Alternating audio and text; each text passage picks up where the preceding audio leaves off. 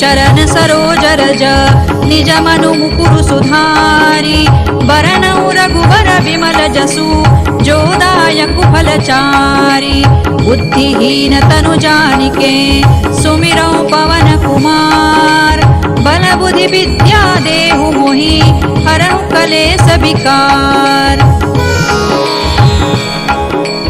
जय हनुमान ज्ञान गुण सागर जय कपीसति लोक उजागर रामदूत अतुलित बल धामा अंजनी पुत्र पवन सुत नामा महावीर विक्रम बजरंगी कुमति निवार सुमति के संगी कंचन बरन विराज सुबेसा कानन कुंडल कुंचित केसा हाथ वज्र और ध्वजा विराजे कांधे मूज जनेऊ साजे शंकर सुवन केसरी नंदन तेज प्रताप महाजगवंदन विद्यावान गुणी अति चातुर राम काज करिबे को आतुर प्रभु चरित्र सुनिबे को रसिया राम लखन सीता मन बसिया सूक्ष्म रूप धरि सियहि दिखावा विकट रूप धरि लंक जरावा भीम रूप धरि असुर संहारे रामचंद्र के काज संवारे लाय सजीवन लखन जियाए श्री रघुबीर हरषि उर लाए रघुपति कीन्ही बहुत बड़ाई तुम मम प्रिय भरतई सम भाई सहस बदन तुम रोजस गावे अस कहि श्रीपति कंठ लगावे सनकादिक ब्रह्मादि मुनीसा नारद सारद सहित अहिसा जम कुबेर दिक्पाल जहाते कवि कोविद कहि सकै कहाते तुम उपकार सुग्रीवहि कीन्हा राम मिलाय राजपद दीन्हा तुम्हरो मंत्र विभीषण माना लंकेश्वर है सब जग जाना जुग सहस्र जो जन पर भानु लील्योताहि मधुर फल जानू प्रभु मुद्रिका मेलि मुख माही जलधि लांघि गए अचरज नाही दुर्गम काज जगत के जेते सुगम अनुग्रह तुम्हरे तेते राम दुआरे तुम रखवारे होत न आज्ञा बिनु पैसारे सब सुख लहै तुम्हारी सरना तुम रक्षक काहू को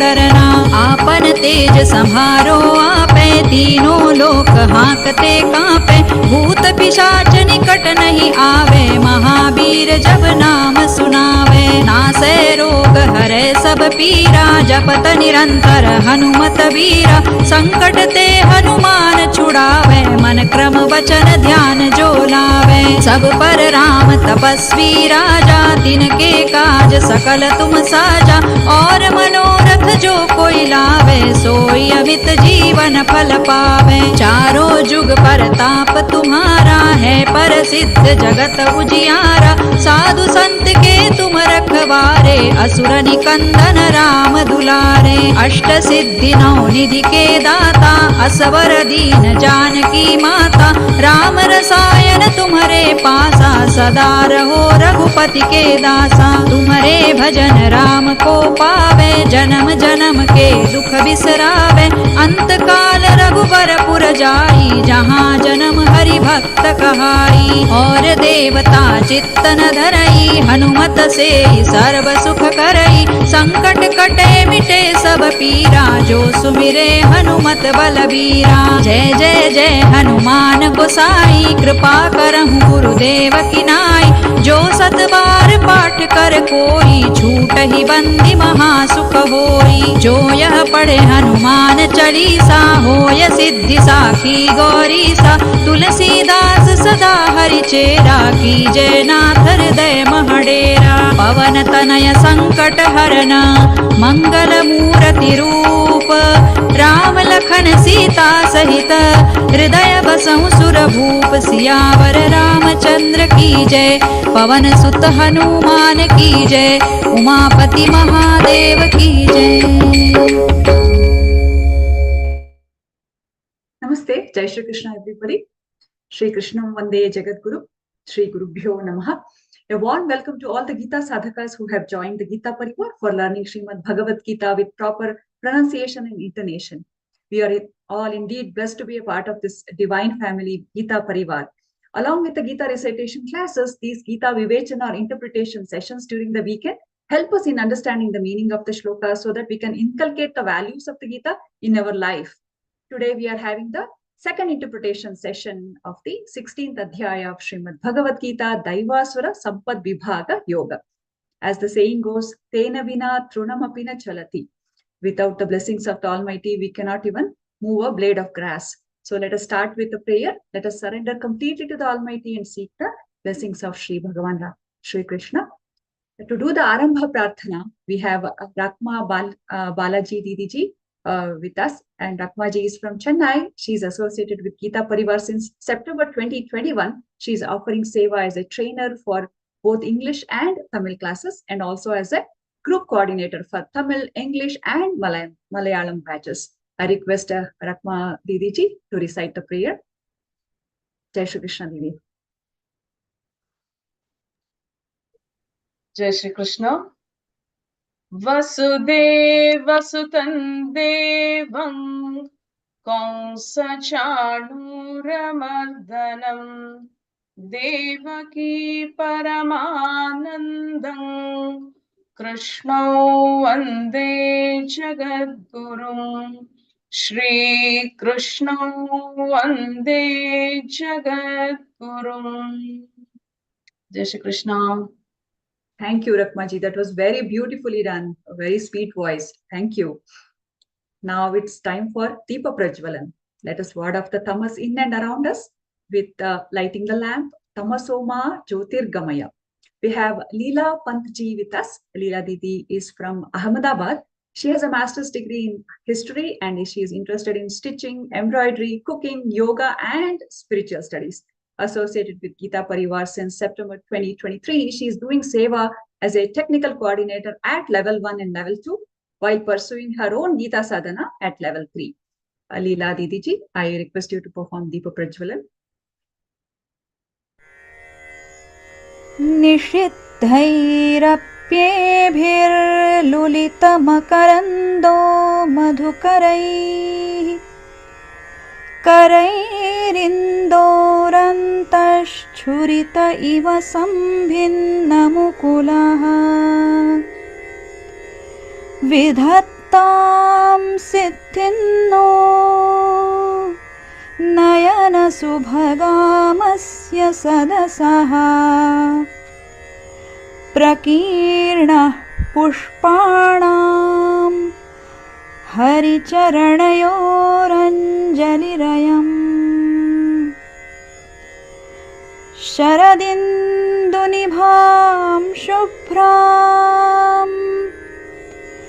शुभ्रवस्त्रैरलङ्कृतां कलहंसकृतावासां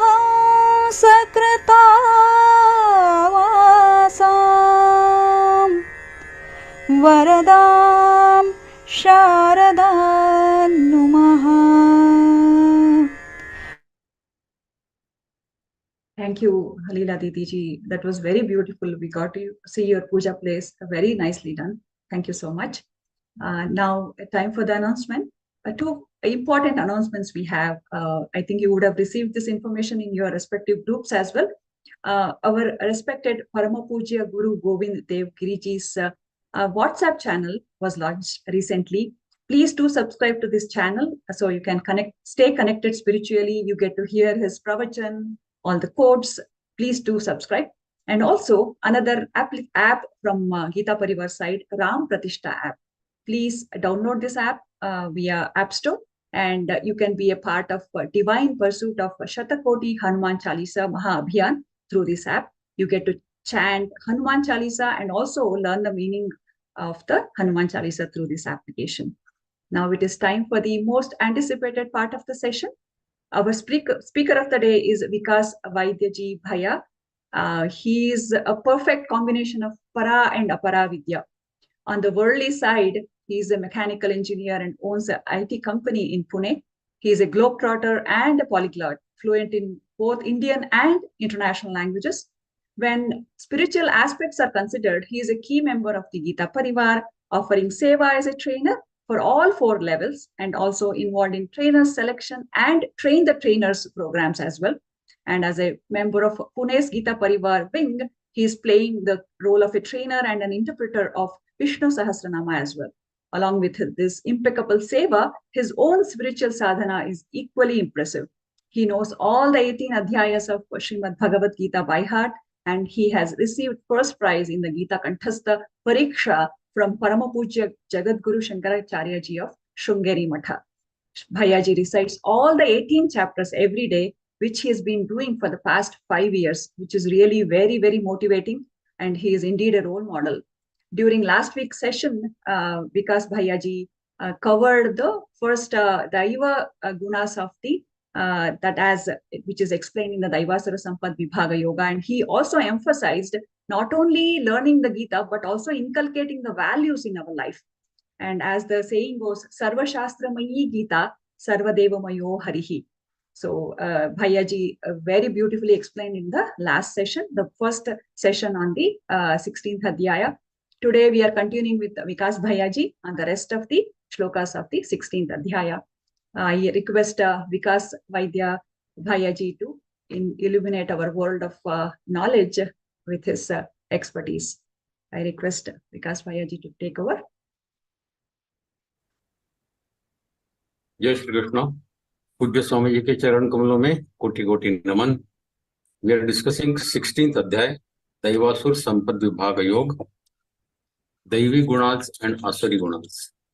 Last time we had discussed 26 gunas of Daivi Prakriti. It started with Avayam Sattva Samshuddhir Jnana Yoga Vyavasthiti Dhanandamasya Yadyasya Swadhyayastapa Aryavam Ahimsa Satyam Akrodhastyagar Shantirapaichvanam Daya Bhuteshvalo Luptam Mardam Hira Chapalam Tejhakshamadati Shauchamadroho Nati Manita Bhavanti Sampannam Daivim Abhijatasya Bharata. So these three shlokas were enumerating 26 Daivi Gunas, which we learned in last session. Now, we'll take 4th shloka onwards, wherein we'll discuss the Asuri Gunas, attributes of people who are having Asuri disposition, demonic disposition. So, 4th shloka, Dambho darpo vimanascha krodha parushyame Ajnanaicha vijadasya partha sampadamasurim. Now here Paramatma says, qualitatively, which quality we don't have. Dambha. Dambha is something which you don't have and you try to show that, yes, I have this quality. And what you don't have, you want to show that. So this is Dambha. So that kind of hypocrisy, arrogance, then some kind of considering yourself to be more important than others.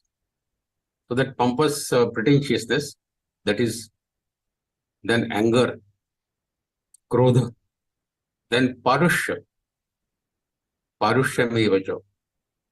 So parushya means the harshness in your talking, that is parushya. Parushamevacha, and then Ajnanai Chabiyadasya, ignorance.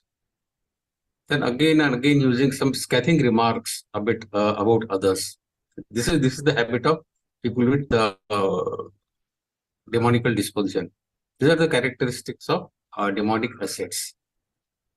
The converse of this, what we studied in Daivi Guna, was simplicity, humility, modesty, absence of tenderness and knowledge. So absence of tenderness and knowledge is the demonic disposition.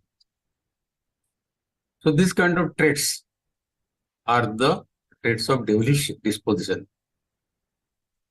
They don't deliberate on the darkness of ignorance, because just focus on the lighting, the lamp of knowledge, and thus continuing to light this divine lamp. The Lord further says in the 5th shloka, Daivi sampad vimokshaya nibandhaya suri mata Mācisa sampadam daivim abhijatosi pandava. The divine nature is for liberation. It's very, very vital. The divine nature, what we have, is a must, is vital for liberation, salvation, moksha, mukti, whatever you call it. Whereas the demonical nature it leads to bondage. Nibandhaya asuri mata. Bandha, it puts a bondage on you. It puts a bandha on you. While Daivi Sampad, mokshaya. With Daivi Sampatti, with Daivi attributes, what you get is moksha. While with Asuri disposition, what you get is bandha, bondage. Therefore, Arjuna, you don't grieve. Mashicha. Arjuna, you don't grieve, you don't worry, because Daivi Abhijatosi Pandav. You are born with Daivi attributes. Why do you worry? You don't have reason to worry. You are already born with Daivi disposition. See, all this elaborate talk about divine and devilish qualities was intended to elevate Arjuna's despondent mind. He was nervous.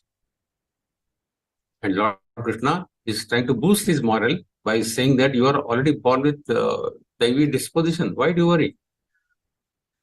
And it works splendidly, because Lord jubilantly declares to such a relieved Arjuna that he is already endowed with the essential divine traits, with this essential divine attributes, and thus he has no reason to worry. Machu Sampanam Daivim Avijatosi Pandav. Next, Paramatma says in 6th shloka, Dvau bhuta sargo lokesmin daiva asura evacho daivo vistara shaprokta asuram partame shruno. Dvau bhuta sargo lokesmin. There are two types of beings in this world. Two types of beings. The divine and the demonical. Daivi and Asuri. The divine have been explained, described in details in the first 3 shlokas, what we covered in the last session. Now Paramatma says, Arjuna, hear from me, Shruno, about the demonical traits, demonical attributes. So when Indian mythology serials are telecast on television, it is very, very amusing to watch how gods and demons are depicted in those TV serials. Very funny sometimes. Demons have horn on their heads and are heavily built, body built.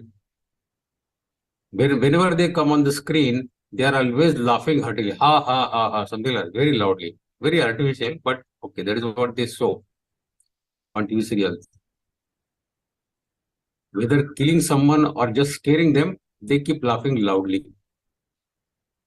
The gods, on the other hand, are portrayed as some punny, fearful, timid characters on the screen, always calling to the Almighty, either Lord Shiva or Lord Vishnu, and always begging for, oh Lord, save us from these asuras, save us from these asuras.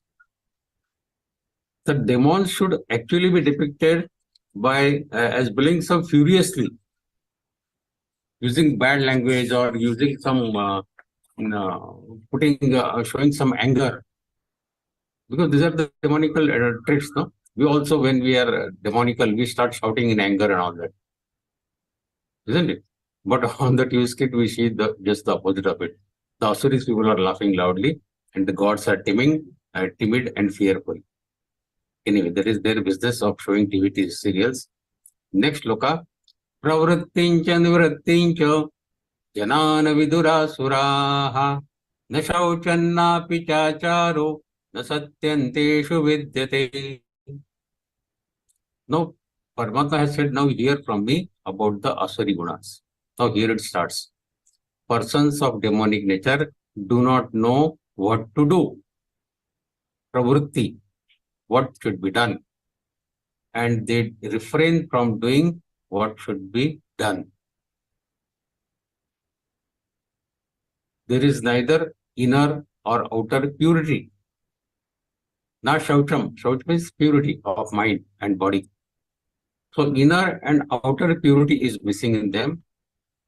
They don't know what to do and what not to do, and they do exactly opposite of it. They don't have good acharan, that means no good conduct, and no satyam, that means no truthfulness in them. So these are all the people with demonic disposition. The one who has demonical disposition will do what he ought not to do and do what he ought to do. You see, he will do what he should not do, and he will not do what he should do. Opposite.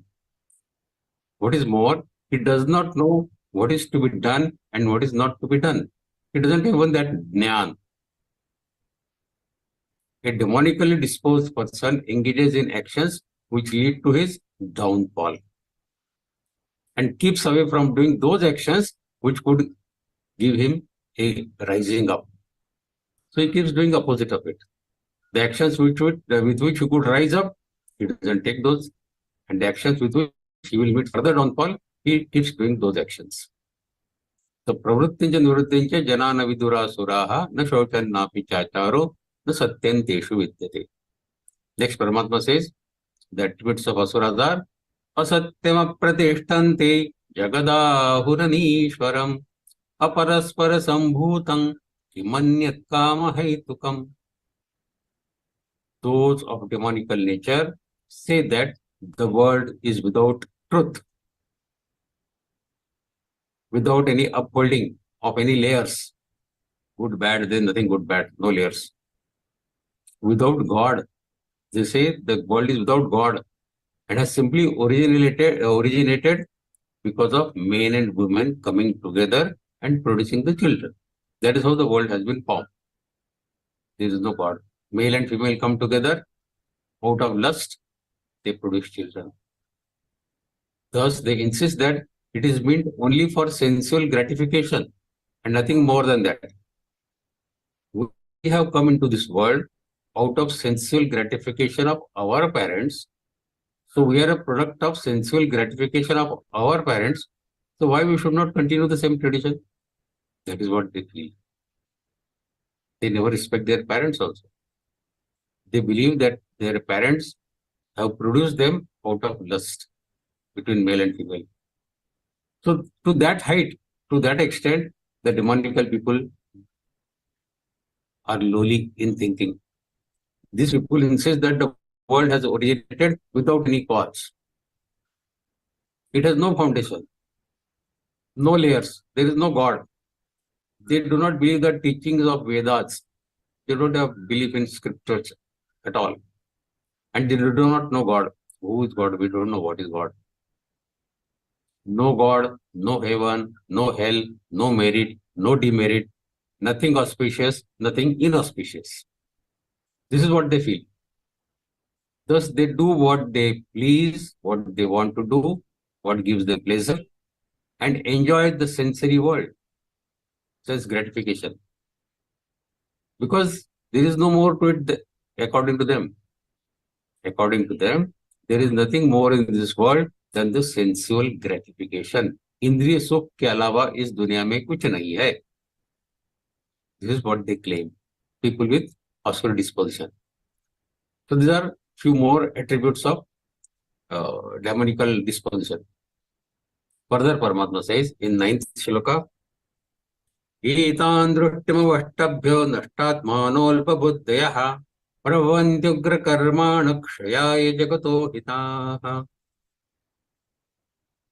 Holding on to this confused, deluded opinion that there is no God, no good, no bad, no auspicious, no inauspicious, no heaven, no hell, no merit, no demerit.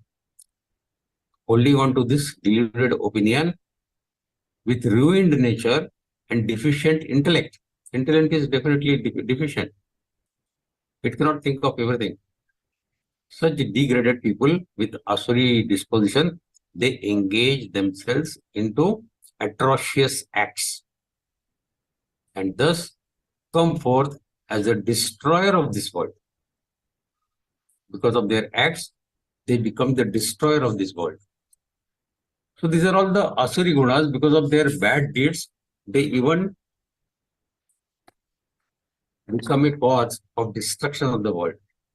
Not believing in any system, claiming that there is no God, no merit, no demerit, no sage, no santa, no swami, nothing. Such a person is of cruel, savage disposition and is intellectually, so as to say, retarded, intellectually retarded. His mind is ruthless and he carries out ruthless, barbaric acts without any shame or without any repentance, no paschatap. Commits bad thing, but no paschatap, no repentance. What's more, he takes great pride in doing such acts. Such demonical people enter this world to cause its destruction. Further, Paramatma says in the 10th sloka, Kamamashitya dushpuran dambhamanamadhanvitaha vohat gruhitva sadgrahan pravartante shuchivrataha. Now, reeking into the self-righteous hypocrisy, conceit, arrogance, filled with some kind of desire which cannot be satisfied, insatiable. So such desires they have, and imbibing delusion ideas about this world because of their ignorance, of course. Such morally bad characters, whom we call as asuras, they engage in all kinds of immoral and atrocious acts. Such immorally habituated people are conceited, morally bad. That means they are filled with untending a list of greedy actions. They are always greedy. Their desires are strong, but all desires are wrong and bad, and which cannot be quenched, unquenchable. The desires cannot be fulfilled. Such strong desires they have. Such morally degraded people will grab, will snatch whatever he wants. For example, he will lust after any woman who catches his fancy. Such a person, wanton person, he has no concept of boundaries. What boundaries within which he should limit his desires? No boundaries. No concept of decorum, morally or propriety.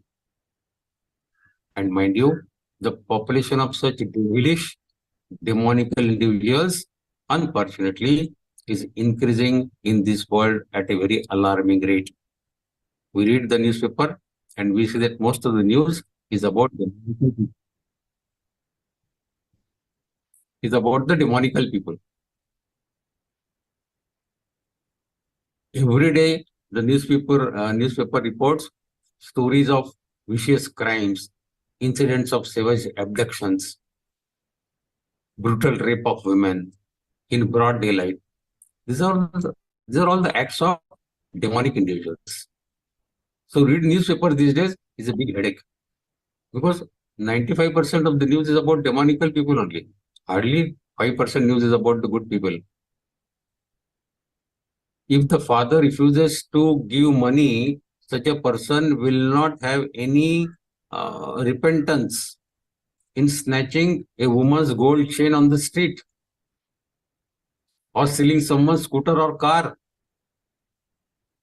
All he is concerned with is getting what he wants at any cost whatsoever. He is not afraid of being caught, of being disgraced. मेरे को पकड़ लिया किसने तो मेरा नाम खराब हो जाएगा, मेरे फैमिली का नाम खराब हो जाएगा. They have no such thoughts at all. They keep committing this kind of acts without thinking about it. He is not afraid of being caught, getting disgraced, no afraid, or getting disreputed, not for him only, but for his family as well. In fact, it is a bitter truth that these days, so many such thugs or hooligans, what we call, or criminals, they join the politics later on. And such is the irony of our country, or for the world, I would say, is that the very policemen who were running after these criminals for catching them and punishing them, when that thug, that criminal, he becomes some MLA or corporator or even an MP, the same police force then offers protection to them. They become their security guard to give them protection. Earlier they were running after them to catch them and punish them. Now they have become their security guards, their protectors. One such senior police official was once he described his plight, that saying that they feel so helpless when they are forced to respect such immorally downgraded characters who actually ought to be behind bars. But unfortunately, he said, we have to protect them.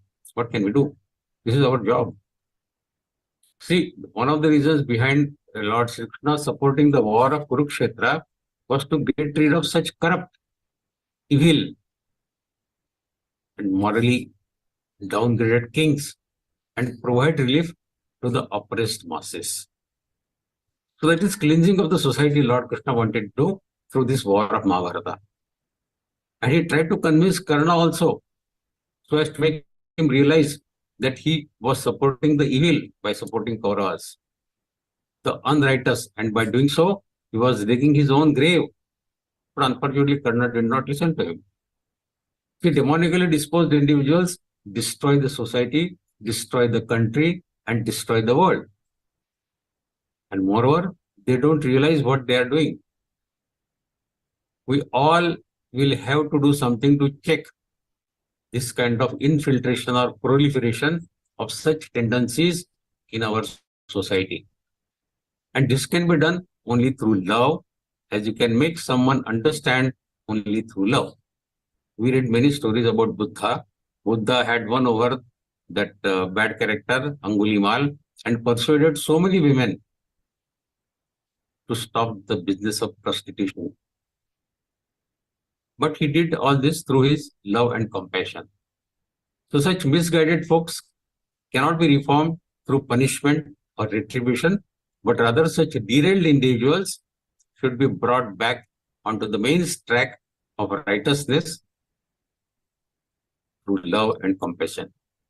Of course, there are few who do not understand this language. As we see the terrorists, they don't understand the language of love and compassion. So for them, the only marga, only way is the way of guns and bullets. So there is a limit to which you can show love and compassion. But when that does not work, the only alternative that remains is guns and bullets. What the government does in Islamic terrorists in Kashmir or elsewhere. In this sloka, Lord Krishna says that such devilish individuals will do anything to fulfill their insatiable, difficult to satisfy desires without any concept of civility, without any concept of morality, or without any concept of kindness. Next sloka, 11th. Chintama pariveyancho pralayanthamupashritaha kamopabhoga parama etabaditi nishtitaha. Now grappled by, swamped by the immeasurable anxiety. Such people are always having high level of anxiety and worries also, because they have so many strong desires in their mind, which gives them a very high level of anxiety and a high level of worries. But this kind of anxiety and worries, it ends only with death. Always hankering after the sensory gratification. Even if they are sick, they are lying on the bed, their mind is still running after some sense gratification. They believe that the joy of sensory indulgence is all there in this world. We are born only for attaining that sensory gratification, indriya sukh. This is what they believe. Only death ends the spirit of such a desire-driven anxiety that grips such people of asuri pravritti. No matter how much they earn, how much they hoard, or how much the sensory gratification they already indulge in, their desire for sensory indulgence is unabated, never-ending. And this desire-driven anxiety ensures that their mind is never at rest. Only death puts it to an end, their lifelong distress caused by their insatiable desires. Very strong desires which are difficult to satisfy. See, at the end of life, A person remembers only that with which he has lived his entire life. He cannot suddenly become a sattvic person if he has spent his life in tamasi or rajasic attributes. There was this very rich share trader rather, a Gujarati Marwadi person. He was an expert in share market. He was an expert in day trading. And he has amassed huge wealth doing share trading. Those who are accustomed with share market, they know in day trading, these people are expert in pointing out few companies which show some kind of fluctuation in the trade. It goes up by 3, 4, 5 rupees. It comes down by 3, 4, 5 rupees. So these people know when to buy and when to sell. A share showing a fluctuation of say 5 rupees, they will buy say 10,000 shares at a low level. And when it goes up, they will sell it. So in a day, they can earn 25, 30, 40, 50,000 rupees. And these people are expert. They study the companies and then they do it. So one such person was an expert in day trading. He earned huge amount of money throughout his life. Ultimately, the age, it catches everybody, no? So he was 85, 90 years old person, counting his last moments of life, lying on the deathbed, almost half conscious, in half coma. His 4 sons were surrounding his bed. The doctor came and he said, his end has come. But let me check his main vitals. And then doctor started checking his blood pressure. This person lying on the deathbed was almost unconscious. The doctor started checking his blood pressure and he said 180, 185. The person who was on deathbed, almost in coma, he woke up suddenly. And he said, when it crosses 200, sell it off. He thought, because you see, even if we think that the person is unconscious, the subconscious mind is always working. Till he is not dead, the subconscious mind is always at work. So this person's subconscious mind was at work and he woke up suddenly, saying that when it crosses 200, sell it off. He thought there is some talk going about some company share. So these are the people with Asuri Pravritti. This person was mad after amassing wealth. That was Asuri Pravritti. But having said that, remember that even the death does not impact the mental peace. Because death puts the mind into deep unconsciousness.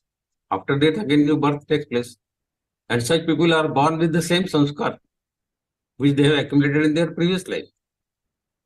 That is why more and more would-be parents need to try, endeavor, and assimilate sattvic attributes and consistently perform spiritual practices, because only then they will be able to invite the jivatmas of noble disposition. If the parents, would-be parents, will also get engaged in asuri gunas, they will invite jivatmas with some such sanskars only. Isn't it? So learning Gita, we take this lesson to remain in sattvic disposition. See, people talk about era of Satya Yuga, the golden age, and the Kali Yuga, marked by degeneration of morality and virtues. This does not merely refer to any chronological time. यहाँ से यहाँ तक कलियुग है, वहां से वहां तक सत्ययुग था. These are not time-bound frames. When the world abounds with the demonical dominance, those with divine disposition, that becomes Satyayug. And when it becomes dominated by the demonical dominance, it becomes Kali-Yug. So thus, it is a collective responsibility of the entire mankind to herald the Satyayug. In today's life also, we can bring Satyayug with our own behavior. In olden times, the kings would financially support for the upkeep of dharma, which would provide the necessary education and training to the young children. such that they would grow up into noble and virtuous human beings. If we do that today with most of our population, we can bring Satya Yuga even in Kali Yuga. The kings would support the sages, the swamis, the sannyasis, the sadhus in every which way they could, because they wanted their kingdom to be populated with people of noble disposition, with Daivi gunas, not with Asura disposition. It is impossible to manage the kingdom with Asura disposition. If the whole population, majority of population is with Asuri gunas, no king can manage his kingdom. Okay, going to the next sloka, 12th sloka, Paramatma says, Asha pashashatair baddha kama krodha parayanaha ihante kama bhogartha manyayenartha sankyayan. Bound by the rope of hundreds of desires, Asha pashashatair baddha kama krodha parayanaha. Bound by the rope of hundreds of desires and giving into the strong desires and anger, the person with asura disposition, he strives to accumulate wealth for the fulfillment of his sensual pursuits. Even if it means acquiring that wealth by illegal, immoral, or unethical means. He doesn't care. He cares 2 hoots for the way to accumulate the wealth. By hook or crook, he wants to be a wealthy person. So he doesn't mind going through illegal or unethical ways to amass the wealth. Asha Pasha, because he is bound by the ropes of hundreds of desires, and those ropes are so strong that they will get anything done from you. Further, Paramatma says, Idamadhyamaya labdham imam prapse manoratham idamasti idamapi me bhavishyati punardhanam. We'll take the 14th sloka also along with it because both are interconnected. Aso maya hatta shatrur anishye chaparanapi ishvaro hamaham bhogi siddhoham balavan sukhi. See to what extent the thinking of Asuri people can go. They think that Asuri person thinks, I have gained this much today. I will fulfill this desire. All this wealth is mine. And I shall acquire more in future also. I am not happy with what I have earned so far. That enemy has been slain by me. I have put him to rest. One enemy I have eliminated already. And I will eliminate the remaining enemies also one by one. For fulfillment of my desires. For acquiring more and more wealth. They think I am God. Ishvaro aham, I am God. I am the enjoyer of all luxuries and opulences of this world. I am perfect. I am powerful. I am happy. So to that extent, he goes, thinking that he is God. He is a person thinking he is God. He is all powerful. He is perfect. Through these 2 slokas, Shri Krishna is describing the mental tendencies of Asuri people, the inclination and the thought process of those who are of demonical disposition. The foremost is being overwhelmed by the continuous cascade of anxiety and strong desire. Those with demonic disposition constantly worry how they can acquire more and more wealth, what they can do to retain it and acquire more and more of it. They are envious of others. They envy others all the time. And they believe that they will be happy once they hoard, they accumulate, once they amass a lot of wealth. And then the things of sensory gratification, they amass more and more, then they will be happy. So we see many wealthy individuals whose houses are full of all kinds of expensive antiques and good articles, but they themselves spend very little time at home. Most of the time they are outside their home. Why? Because they want to try and amass more and more wealth. They have no time to spend at home. They are always outside, traveling here and there to amass more and more wealth. See, this is an irony. Such a person is unable to enjoy what he has already accumulated, but keeps on running a rat race, trying to acquire more and yet more. अरे भाई जो है उसको तो enjoy करो पहले, but no, he wants to run for getting more and more.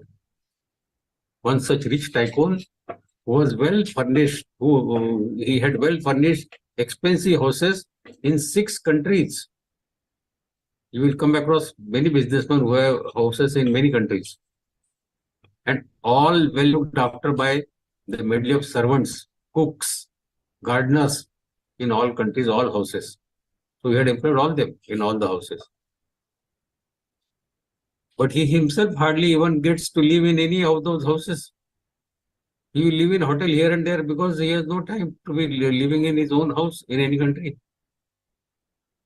He is always traveling for expansion of his business to accumulate more and more wealth.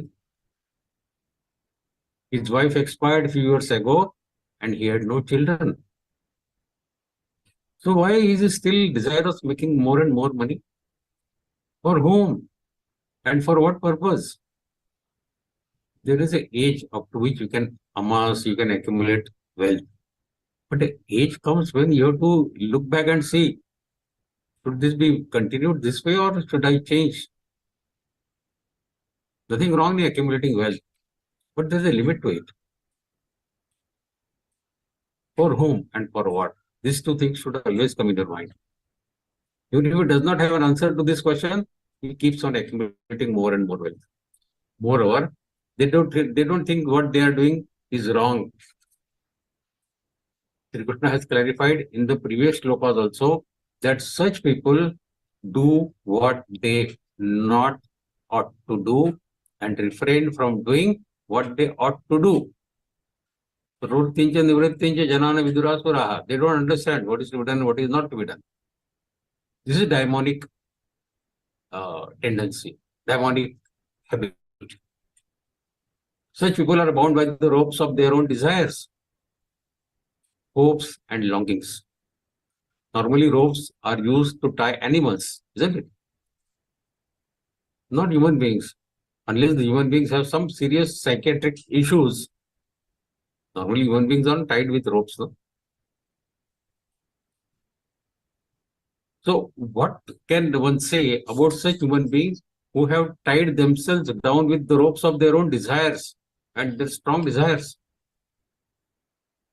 So someone is mad after wealth, the other is mad after power, and they continue running this mad rat race even if they have no dependents or no families. For whom and for what?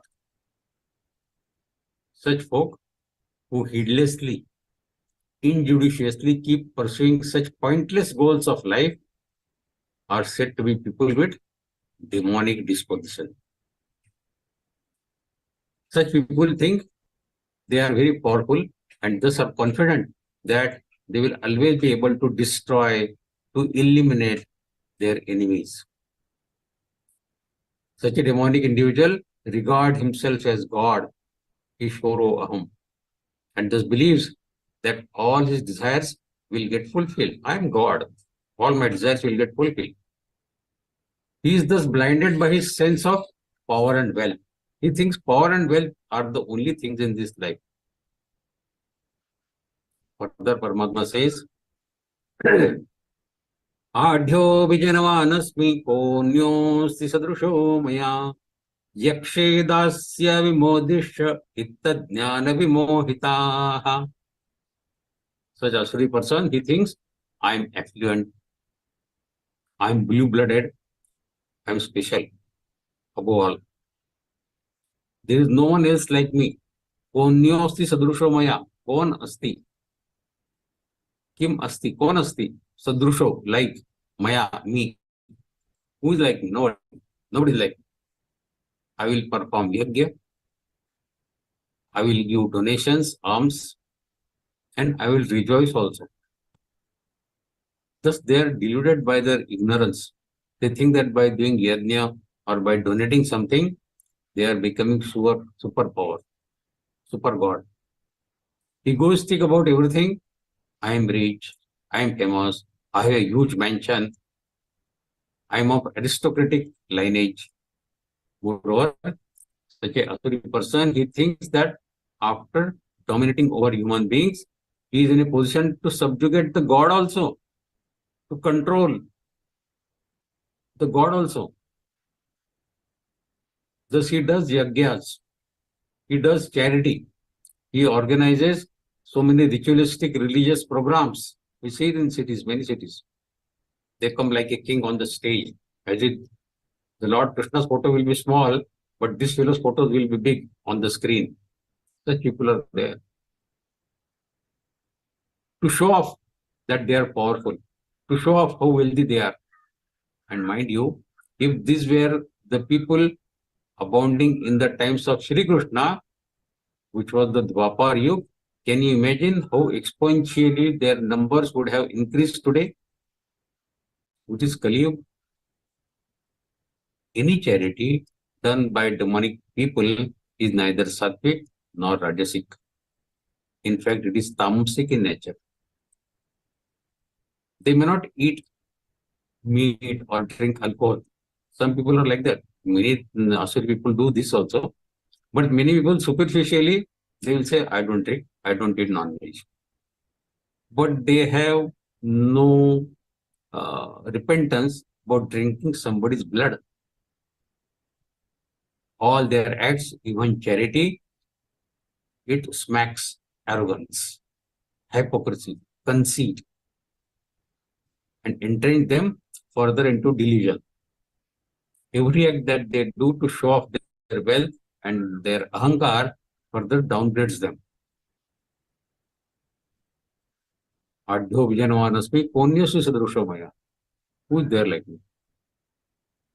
Okay. Further, Paramatma says, Anekachitta vibhranta moha jala samabhrutaha prasaktah kama bhogeshu patanti narakeshu jau.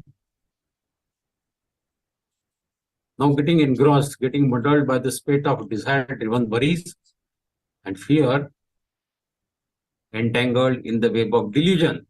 They're always thinking about some desire getting fulfilled and all sorts of things. So their anxiety level is always high, their worry level is always high, and they keep that spider gets engaged in rotating in his own web. So they are in the web of delusion. And intensely, they get hooked onto the sensory gratification. Such ignorant beings, they fall into foul hell. Paramatma says, Anika chitta vibranta moha jala samavrtaha prasaktah kama bhogeshu patanti narake ashucho. Ashucho means foul. Narake is hell. Once a Chinese emperor, he asked a monk, I have performed so many charities, built so many monasteries, donated so much of wealth for upkeep of so many religious institutions. Now tell me, with all this, will I go to heaven after my death or will I go to hell? The monk replied, most certainly you will go to hell. The emperor was shocked. What? I will go to hell despite doing all this? No one in this kingdom has done as much charity as I have done, and yet you say that I will go to hell? The monk replied, no one in this kingdom is as arrogant as you are. You have built the monasteries not out of any reverence for Lord Buddha or any love for the monks, but rather your motivation was acquisition of fame and acclaim. You did it for yourself, not for the people. You wanted to deserve a place for yourself in the history so that you would be remembered as the most charitable emperor ever in the history. And such an arrogant, such an conceited individual will go to where? you will go certainly to the hell. So doing charity does not mean you become person with Daivi disposition. What is the intention behind doing that charity is important. Further, Paramatma says, Atma Sambhavita Stabdha Dhanamanamadhanvitaha Yajante Nama Yadniste Dambhena Vidipurvakam. Now, regarding oneself as the most superior, Atma Sambhavita Stabdha Dhanamanamadhanvitaha. Regarding oneself as the most superior, they are conceited and intoxicated with pride and wealth. They hypocritically perform yajnas in the name only without any regard for the scriptural injunctions. That means they have no regard for Vedas. They are doing yajnas or all kinds of sattvic, so-called sattvic karmas only for their name and fame. They don't believe in Vedas, they don't believe in the scriptures, but still they do the yajnas. Why? Because the society should respect them. They should be looked at with respect. Further, ahankaram balandarpam kamam krodhancha sanshritaha mamatma paradeheshu pradvishantobhyasuyakaha. Ahankar, filled with egoism, conceit, then overbearing some kind of what we call it, pomposity, anger, lust. Such demonic individuals, they always downgrade others. They hate Paramatma also. Paramatma says they hate me also. Mamatma paradeheshu pradvishantobhyasuyakaha. They hate me also. What about human beings? They don't hate only human beings, they hate me also, Paramatma says.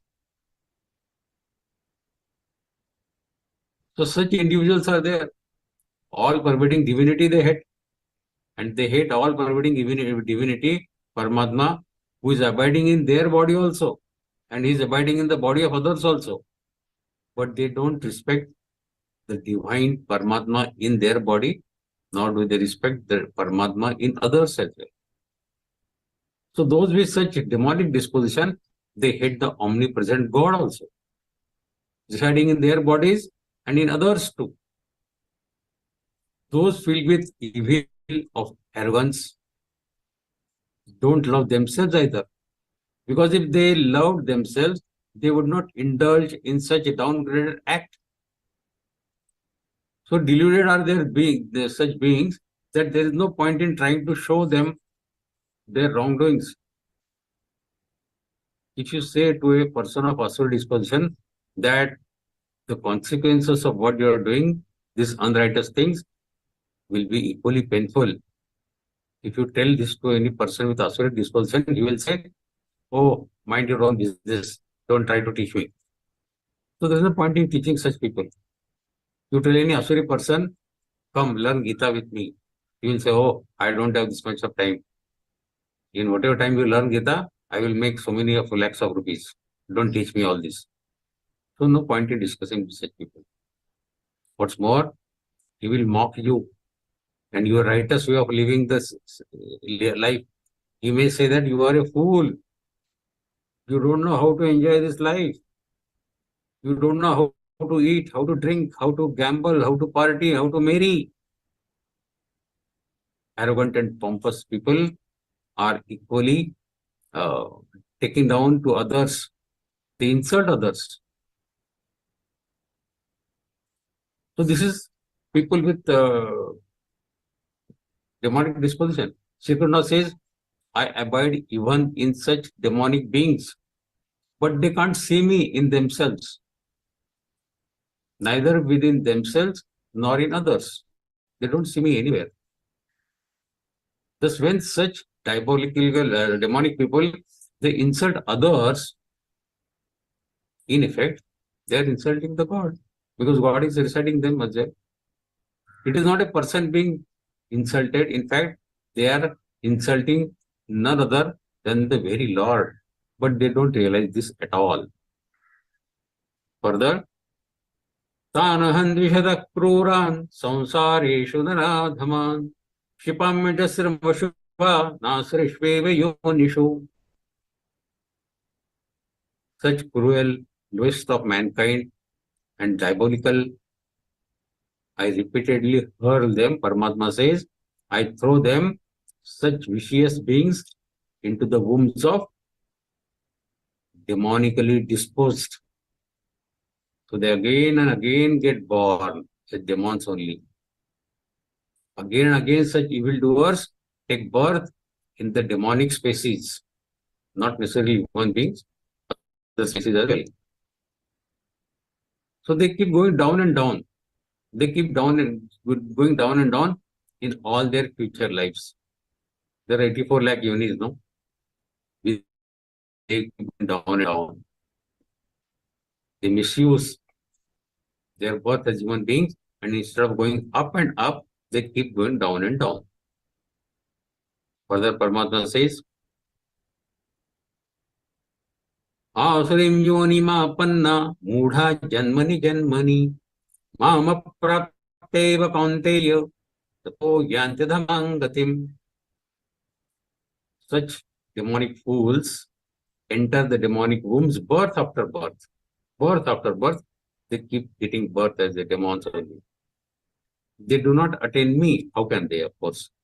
A demonic person cannot attain Paramatma. They cannot attain me with every birth, they keep on falling into lower and lower dreams, lower and lower lives, lower and lower species. They keep sinking into lower and lower planes of existence, and they themselves are responsible for their downfall, their own dreadful fate. How can they blame others? It is their karmas which have brought them so much down. So, Asurim yonima panna muda janmani janmani. Mama aprapteva pante, they cannot attain me, of course not. Tato yante dhamangatim. Their gati becomes adho and adho all the time. Further, Paramatma says, this is an important sloka. How people go to the hell because of their own attributes, because of three gunas. What are the three gunas? These three gunas are called as the main gates of the hell. Trividan naragasyedan dvaran nashanamatmanaha kamakrodhas tatha lobhas tasmad detatrayen tejet. Kamana, desire, lust, krodh, anger, and lobh, greed. These three are the doorways, the gateways to the hell. And these are the destructive to their embodied self. Trividan naraka sedan dvaran nashan atmana. They destroy you. These three gates leading to its downfall, and they should be avoided at all times. They should be avoided, these three gates. Now, if we coming to think of it, which is the main gate here? Kamana. If Kamana gets fulfilled, you get lobhi, you get greedy, that yes, I want more of it. I enjoyed, I want more of it. When Kamana doesn't get fulfilled, you become Krodhi. So, Krodh and Lobh are the byproducts of your Kamana. When this session ends, I would have liked to tell you one interesting story as to how Swamijis or Gurus can act upon the attributes of their disciples and cut down on this habit of Kamana. Not by cutting down their Kamana or by asking them not to do their regular work, whatever they are doing, but they attack the Rajoguna of people. There is a way of doing it. If the time permits, after this explanation, remind me if I can tell you that story. So, the uprising of waves of desires, Kamana, or the anger, or the greed, means uprising of demonic traits in you. See, in an average person, sometimes there is an upsurge of demonic attributes. We are not sattvic or rajasic all the time. We can become demonic at many times. And at other times, there is a rising of noble traits, like I should do some charity, or I should help some others. Sometimes we are sattvic, sometimes we become demonic also. Thus, from time to time, such diverse waves keep arising in your antakaran. So, whenever a wave of anger or greed or lust arises in your mind, know that at that moment, your antakaran is exhibiting the demonic traits, asuri gunas.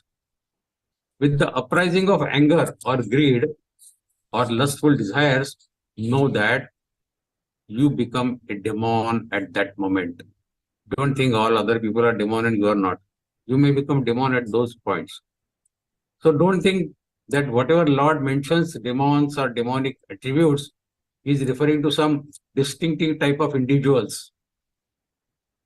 Human beings keep on displaying different shades, ranging from noble to demonic, because there is no steadfastness, no equanimity in their chitta. Chitta is fluctuating. Sometimes it may become demonic also, sometimes sattvic. Thus, one moment a person is happily giving away thousands of rupees in charity. He goes to attend a program in an anarthashram, he donates thousands of rupees in charity. But while coming by rickshaw, he haggles around, he fights with the rickshaw fellow for merely 50 paisa or per a rupee. Itna hua, itna kyun do main? So sometimes he becomes very sattvic. Sometimes he keeps fighting with a poor man for a small amount. We do it. We experience this. We spend thousands and thousands of rupees going in a star hotel for lunch or dinner with our family. But when we are buying vegetable from a vegetable vendor, we say, "Arey कोथमीर 10 रुपए की नहीं आती है, 5 रुपए की आती है. Why you are charging 5 rupees extra?" So we become demon at that time, trying to trouble the poor. We forget that we spend thousands of rupees in the restaurant in lunch and dinner. So we don't condemn anyone, although we can see an upsurge of demonic traits. There is a distinctive possibility that some noble waves may also arise in his antakaran. So we should not criticize anybody as a demon, because he may also think good at some times. Therefore, never write off anyone as being demonic or devilish, because you never know when such a transformation will take place in him. But a person, devotee seeker, should always be alert and not allow any reason for the uprising of anger or greed or lust, because these are all demonic attributes. When you think that some kind of anger or greed or lust is coming into your thoughts, know it well that you are becoming a demon. And will Paramatma like a demon? No way. See, look at your own selves. Sometimes you feel so much love for someone, and at other times you feel hatred or vindictiveness about the same person. Greed, anger, lust are the three hells that people create for themselves. A person sitting in anger is the cause of his own distress. People who burn in fire of their own anger, their own lust, their own greed, no one else has to create a hell for such people, because they create this hell for themselves, and then they suffer in their own creation of the hell. Trividan naraka sedan dvaranashanamatmanaha kamakrodasdha lobha tasmad deta trayendayet. Further, एतैर्विमुक्तः कौन्तेय तमोद्वारैस्त्रिभिर्नरः आचरत्यात्मनः श्रेयस्ततो याति परां गतिम्. Paramatma says, Arjuna, the being, the living being, the human beings, who is liberated from these three doorways to the hell, Kama, Krodha and Lobha, he practices what is good for him, and by virtue of his noble behavior, he attains the supremost goal. That means he attains me. Eteri vimukta kaunteya tamodvare strivir naraha acharatyatmana shreyas tato yati parangati. He attains me, paramgati. See, how can you attain liberation, salvation, moksha? What should you do for liberation by behaving in accordance with the Guru or with the scriptures injunction, by trying to acquire divine attributes. That is why we are studying this adhyaya, to know what is the difference between divine and demonic attributes. So we should try to acquire more and more divine attributes to attain moksha. By consistently praying to the Lord for blessing you with the necessary firmness, fortitude, and discriminatory wisdom, viveka buddhi, so that you continue to rise and don't fall back downwards again. We fall down many times in our life, but after learning Gita, let us decide that we will not fall down again. We will go rise and rise only. See, the effort is needed for rising and not for going down. If you need to carry water to the huge higher floor, there is a 25-story building. If you want to carry water to the 25th floor, you have to use an electric pump to lift the water. It cannot go there automatically. But do you have to do anything to bring the water down from 25th floor to the ground floor? Nothing. Just open the tap and the water comes down on its own accord. Similarly, acquiring noble traits, acquiring the divine wealth is similar to raising yourself upward, like raising the water, lifting the water to the 25th floor. Use an electric pump. Here you have to use sadhana. It is karma yoga, bhakti yoga, dhyana yoga, buddhi yoga, whatever yoga described in Bhagavad Gita. You have to use the pump of those yogas to lift yourself up. But for falling down, you can fall without any efforts. See, naturally you will have to take some efforts to do so, to go up. It won't happen effortlessly. And be aware, for it won't take long for you to fall down. You don't have to take very hard efforts. You will fall down very easily. Once a Swamiji, he decided to observe silence for 3 months. 2.5 months had passed. When a lady who had come to offer her respect to that Swamiji, she asked him, "Sir, how long you will continue with this silence?" She asked that Swamiji. The Swamiji blurted out, shouted at her, 15 more days. No sooner had he uttered these words than he realized what he had done. He realized that a momentary lapse of awareness has let him down. Therefore, know that you cannot do without constant vigilance, constant watching of your actions, constant alertness. You may fall down anytime. Okay, next shloka.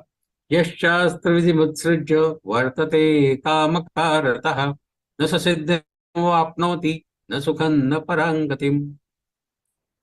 Paramatma says, he who ignores the scriptural injunctions, Vedic Suchana, what is taught to us by our forefathers or by Vedas, and acts according to the whims and fancies of his own desires, carrying two hoods for the Vedas, carrying two hoods for the teachings of his forefathers, he attains neither perfection, nor happiness, nor supreme goal in this life or the life after this. Yash shastranutsujya vartate kamakaratah na sasiddham apnoti na sukhan na parangatim. These scriptural injunctions, the Vedic discipline, what is taught to us by our Sanatana Dharma, are the precepts summarized by Swamijis, some sages, some Rishis, Munis, from their own experiences. They guide the reader towards his upliftment, clearly indicating what ought to be done and what is not to be done. What leads to rising up and what leads to the downfall. Now it is in our interest to read and reread these scriptural injunctions, these scriptural doctrines, these scriptural disciplines, as they impart us with a reference framework, a comprehensive guideline, which when followed scrupulously will most certainly help us in our spiritual evolution. Thus, it is greatly beneficial to read and reflect upon some scriptures or texts written by the enlightened beings.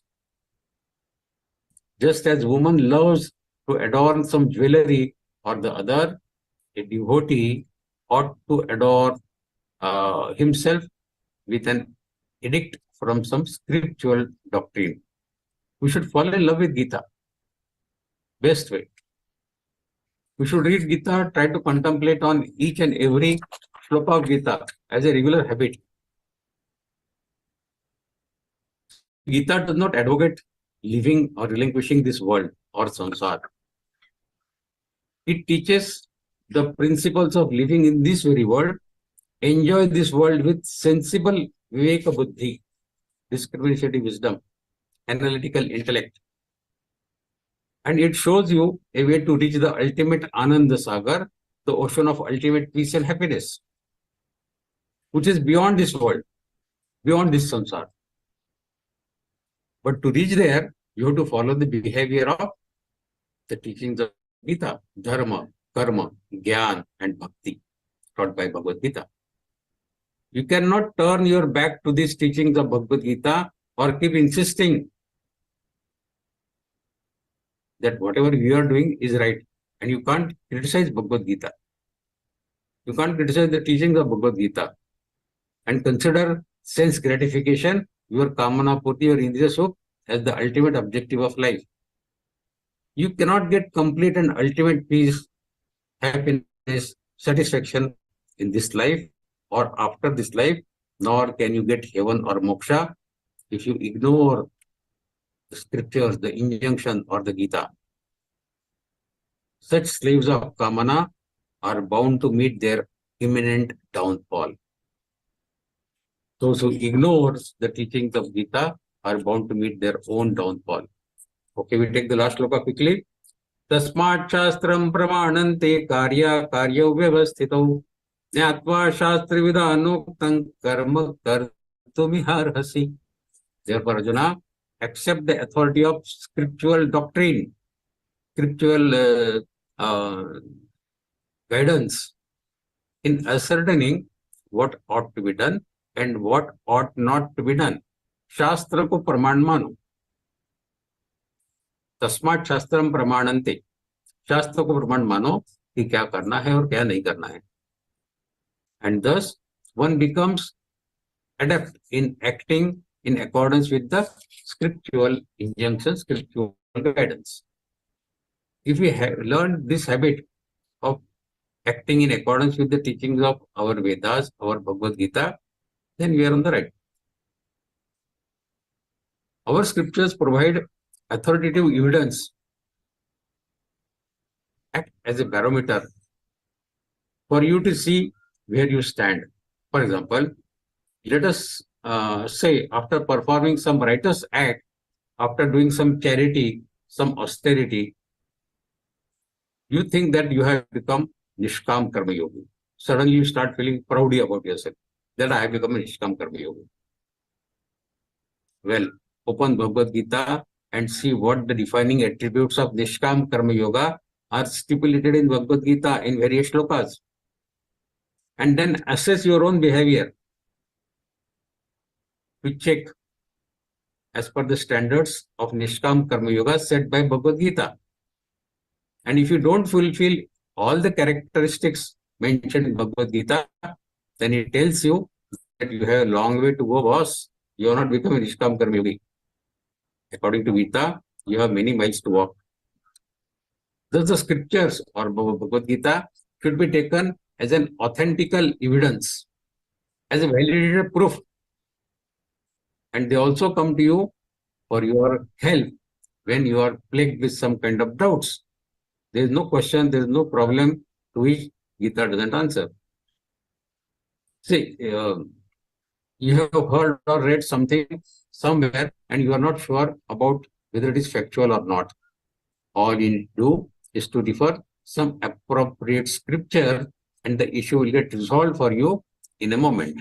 For example, if you keep asking people as to which train goes to Delhi from Mumbai, you want to go to Delhi and you ask 10 different people, the chances are different people will give you different answers according to their intellect, according to their intelligence, according to their experience.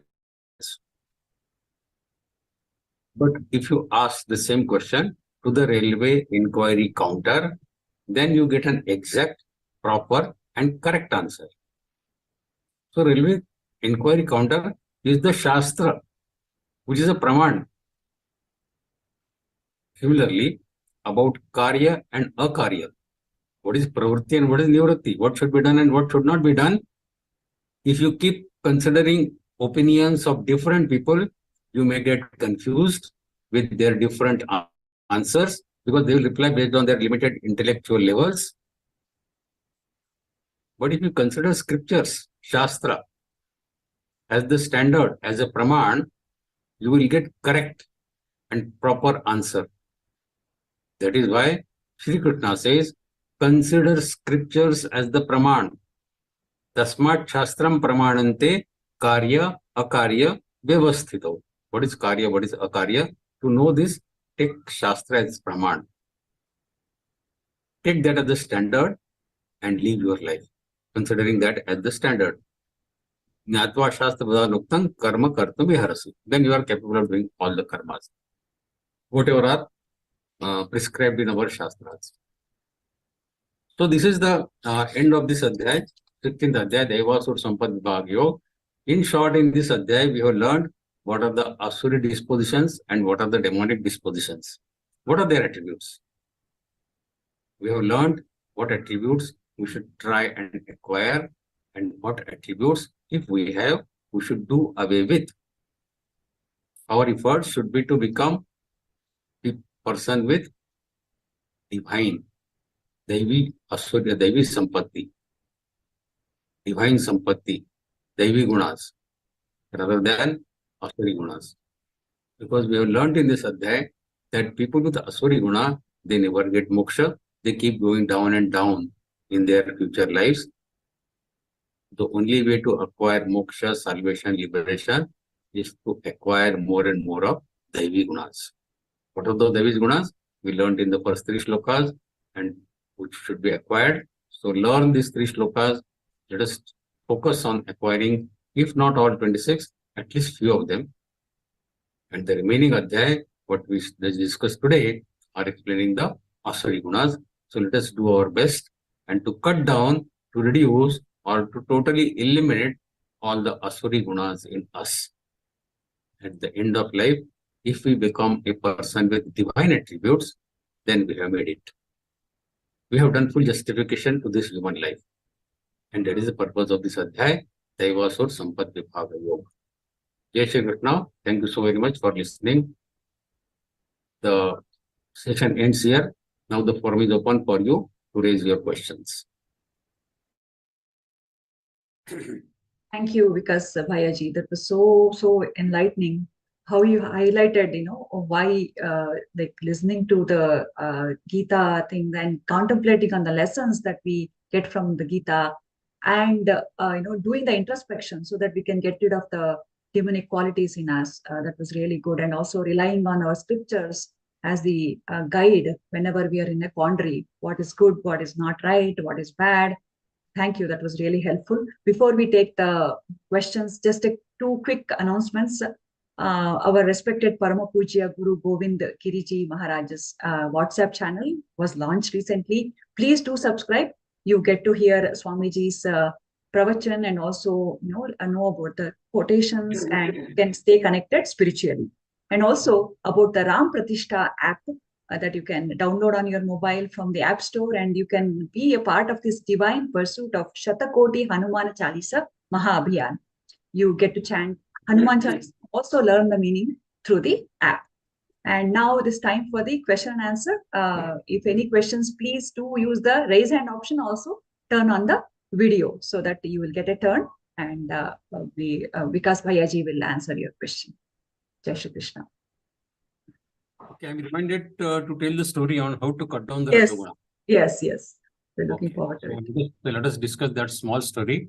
Sure. You see, if you attend any discourse, spiritual discourse, people will generally say, Chori mat karo, paap mat karo, ye mat karo, wo mat karo. It is easy to say. ये मत करो, वो मत करो, पाप मत करो, चोरी मत करो. But cutting down on kamana, as we discussed in last session, kamana is like that tissue box on your dining table. If you take one, the second will come attached. Take second, third will come attached. If you suppress one kamana, the second will prop up. If you suppress second kamana, third will prop up. So cutting down on kamana is not the way. Kamana comes out of your rajoguna. Kamana is a byproduct of your rajoguna. So if you want to cut down on your kamana, if you cut down on your kamana, you have controlled your krodh and lobh both, isn't it? So to cut down on kamana, the best way is to act on your rajoguna. Now, how do we act on our rajoguna? We don't know the technique. But the Swamijis, the spiritual Gyanis, they know how to do it. So small story about it. One Swamiji was giving a discourse, a pravachan in a city. And one person, let us name his anything, say Jumia. Let us call him Jumia. So this Jumia was passing through that place, and then he said, something interesting is going on here. So let me listen to this. Some singing of Abhanga was going on, and he found it very, very melodious. So he entered that place, and then he sat down there. When the discourse and the singing of Abhanga and everything was complete, he kept sitting there only. The Swamiji said, everybody is gone. Why are you waiting here? You can also go now. He said, no, Swamiji, I want to talk to you. So Swamiji said, okay, come, talk to me. So he said, but before I start talking to you, let me tell you, I am not a good person. I am a chore. I am a thief. Chori karna mera pesha hai. If I don't do chori, if I don't steal, if I don't do this kind of activities, I cannot sustain my family. So this is my professional business. So Swamiji said, did I ask you what you do? What you do is your own business. I am not interested in knowing what you do. Tell me, what is your question? So he said, I want to keep coming here every day. Can I? After knowing my background, will you allow me to come here? Somebody said, I told you already, I have nothing to do with what you do. What you do is your own business. So he was very happy. He said, okay, I can continue doing stealing activity and keep coming here also. So he kept coming there every evening, and he was attending the sessions very faithfully. So one day, normally every day, Swamiji would end the session saying that, Sumiran karo, Sumir, Nam jap karo, Nam jap karo, Nam jap karo. So this fellow again went to Swamiji at the end of session. He said, okay, you are telling Nam jap karo, Sumiran karo. I will do it. But again the same. If you say that before I do Nama japa, I should give up this activity of stealing, chori, I cannot do it. Swamiji again said, I told you so many times, what you do is your own business. I don't come in the way. Oh, that means I can do my chori also. I can do stealing of activity, what I am doing now. Somebody said, okay, if you're doing it, can you follow one rule? I said, yes, what do you want me to follow? In any house where you have eaten something sometime, don't do this stealing activity in that house. You've eaten something in that house, no? So is it right to steal away something from that house? So he thought it logical. He said, yeah, what you say is right, Swamiji. If I have eaten something in that house, I should not steal anything from that activity, from that house. Agreed. I will not do it. Fine. Promise. Okay, good. In the night, 11, 12, 1 o'clock, he went out for doing his professional activity of stealing from some house. He went to one house, and then he saw that house. He said, oh no, this house, they had invited me for the birthday of their grandson. I had eaten here. I cannot do this. He went to another house. Oh, no. When the grandmother of this person died, he had called me on the 13th day of that grandmother passing away, and I had eaten this in this house also. Surrounding so many houses, he found that he had eaten in almost so many houses. So he could not do anything that night, and he came back empty-handed. Same thing happened second day, third day. So he said, this is not correct. I am coming empty-handed every day. Then fourth day, he decided to go far away. that he spotted one house of a rich, very, very rich businessman. He was very, very rich. And being very rich, he was the friend of the king of that town. His bungalow, his place was very, very safe. It was guarded by so many security guards and very difficult to enter in that house. But this fellow was a very skillful person. At 2 o'clock in the night, he somehow managed to break open. He dug a hole in the wall and he entered. He entered up to the bedroom of that person. He opened the safe quietly, and then he took out from the safe every possible thing what was there in the safe. Diamonds, gold, cash, ornaments, everything. A huge stock he took out from the safe. Then he took out a bedsheet from somewhere. He put it on the dining table and he put all that chunk on the dining table in that bedsheet, and then he packed everything in that bedsheet. And he got tired doing work for nearly 1.5 hours. So he sat down on the chair near the dining table. He said, let me take breath for a moment. He sat down on that chair. And on the dining table, there was a bowl of dry fruits. So inadvertently, he took out some kishmish manuka from that dry fruit bowl and he ate it. After he put it in his mouth, he realized, oh my God, I have eaten something here. I have promised that wherever I eat, I will not do this stealing activity there. Now, having eaten this, what should I do? And he said, no, I have given promise. I should stick to my words. I should not take this thing now. So he left everything there and he quietly went out the way he had come in. Next day morning, that fellow, he got up and he saw his safe open. He was shocked. Oh my God, nothing in the safe. Then he went inside the kitchen, the dining hall. On the dining table, he found almost everything. He checked. He said, not a single rupee is missing. Everything is there. What was with me? Everything is there. What is this magic? Somebody came into my house. He broke open the wall and he broke open my safe. He took out everything and finally did not take anything and he went away empty-handed probably because everything is there intact. So he was surprised. He said, who is this funny fellow? He went to the king, his friend.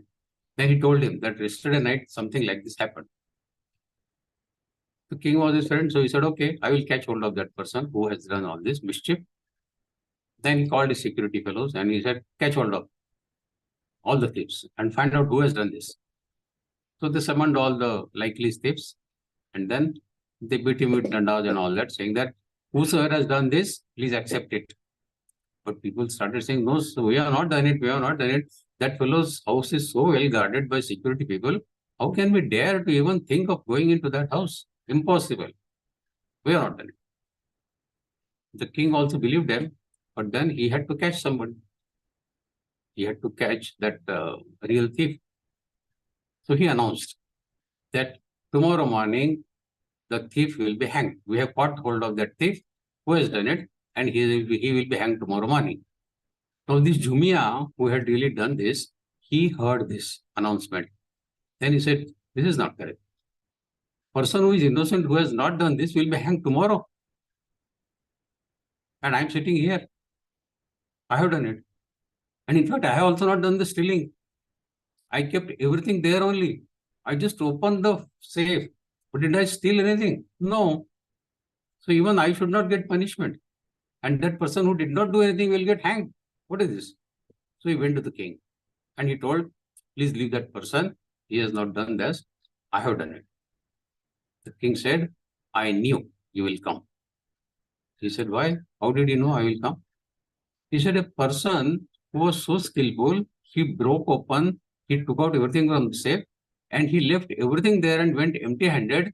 It indicated to me that he has some element of good thinking in his mind, in his heart. That's why he left everything and went. That same good part of his mind, his thoughts, his heart, will bring him to me when I announce that one innocent person will be hanged. And I was right. You came on your own and accepted your guilt. He said, yes, I do not want one innocent person to get hanged. The king said, okay, now I know you have done it, you have accepted it. Tell me, you took everything from the safe and did not take it home. You left it there, everything, and then went empty-handed. Why did you do that? He said, I had committed to my Swami that wherever I have eaten something, I will not do this stealing there. And inadvertently on the dining table, I ate 2-3 manukas, and that is the reason that I had to leave everything there and I went. He said, my God, your Swamiji knows you are doing chori? He said, yes, he knows I am doing chori. And still he is allowing you to attend his discourse? Yeah, he said that you can do whatever you want, but if you want to keep coming here, you can keep coming here. Then the king and that businessman, they were surprised. They said, I want to meet your Swamiji. Who is that Swamiji? Who knows that you are a chore and you are still doing this activity and he is still entertaining you. So they went to that Swamiji. Then they asked, Swamiji, your disciple, your Shishya who keeps coming to you every day, is doing this activity. Instead of asking him to stop this kind of activity, you allowed him. Swamiji said, he accepted on the very first day that he is doing this kind of activity of stealing things. He's a thief. If I would have told him on the first day itself, chori mat karo, next day he would not have turned up here at all. Next day he would have stopped coming here. I do not want that. I appreciated his honesty on the first day itself when he said, I am a chore. I said, this man is honest. If I can develop his honesty more, he will stop this activity also. That's why when he kept coming here, I put a small condition that wherever you have eaten something, don't do this activity there. He accepted that and he followed it in toto. Now his kamana has dropped, his rajoguna has dropped, his good thinking has started because he kept coming to my discourse every day. When his rajoguna got dropped, he became more and more honest. And that is the reason when you announce that one innocent person will be hanged, he came to accept his guilt. If he was the person who he really was, and if he had not heard any discourse, any message from me, he probably would have ignored that somebody is getting hanged and would have laughed at it. Okay, fine, somebody is getting hanged, fine, okay. But his mind got changed. His rajoguna, I cut down on his rajoguna. I did not ask him to stop chori because I know if I ask him to stop it, he would not come to me. But slowly he will stop that also. I was confident he will stop that also. And he's on the way of stopping it now. So the king and that businessman, they also became his disciples, that Swamiji's disciples, because they appreciated the way the Swamiji handled that fellow's habits. So the guru knows what treatment helps the disciple to cut down on his rajoguna. And accordingly, they give you the treatment. That's why guru is important. Like in this story, that Swamiji was important to cut down on the rajoguna of that person. His good thinking started getting more and more developed. And when good thinking starts getting developed, the rajoguna starts dropping down. So this is the small story to convey this message that rajoguna is the mother of your kamana. If you want to cut down on kamana, act on your rajoguna. Okay, any more questions?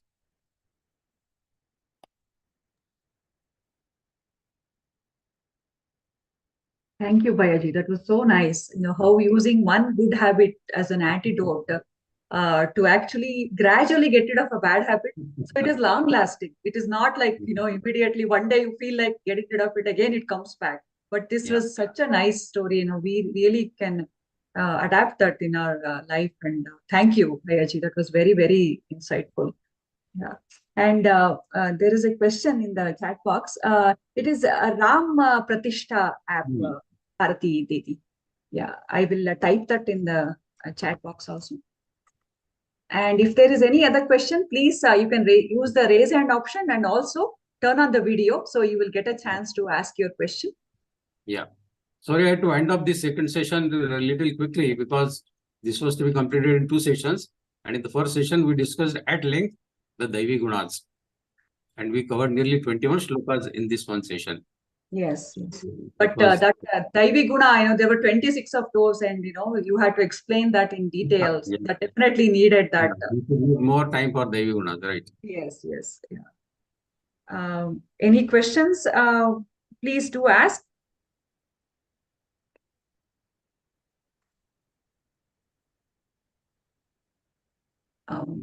If I okay, okay. Pannagadhara Bhayaji, you looks like you have a question. Please, you can unmute and ask the question. Yes. Jai Shri Krishna. जय Shri Krishna Yeah. नमस्ते भैया Yes. नमस्ते Your voice is breaking, Dada. Hello. I cannot hear. hello Yeah, can yeah. you listen sir Yeah, now I can hear. Yes. can you listen sir Yeah, yes. Now it's okay. it's not a question sir but commonly most of the persons students and other our relatives they are asking this kind of the question and the persons in the society who are leading the life with Rajaguna or the Suraguna, that without any ethics and moralities in the life, they will go up in the society with a good position. But the persons who are leading the ethical life, they are suffering miserably, they are leading the life. So hell and heaven, they are illusion. But we are not enjoying in this world at our presence, at our living livelihood. But for the hell and heaven, it is illusion. We will meet it after our death. But at present, we are not leading happy life. So what will be happen? God doesn't know it. So this may be the question asked by some of the persons. So I expect one satisfied answer from your side, Bhaiya. You see, if we keep an account of only this life, God doesn't keep only account of this life. God keeps our account for all previous lives as well. So the entire balance sheet that finally comes out of our karmas, it is an accumulation of our previous karmas as well as this life's karmas. We may temporarily feel that I have done lot of good sattvic karmas this life. Even then, I have not got the benefits that I should have got. Some other fellow has done a lot of rajasic and tamasic karmas, and he is more happy probably than me. He has earned more than me. But this is a very temporary thought. The satisfaction, the happiness, the mental peace that you get out of doing something good, something sattvika, is permanent. Rajasic and tamasic benefits what you get, they start and they end. But suppose if you get engaged in reading the Bhagavad Gita and doing contemplation, manan, chintan of the Bhagavad Gita shlokas, and you start enjoying that mental peace, what we experience in Sikh Tadya, Atma Sanyam Yoga, then that mental peace that you start enjoying is incomparable. You cannot compare that with any pleasures of material world. And once one is habituated to get into that mental enjoyment, then he will bother less and less about the material world and the pleasure that the material world gives.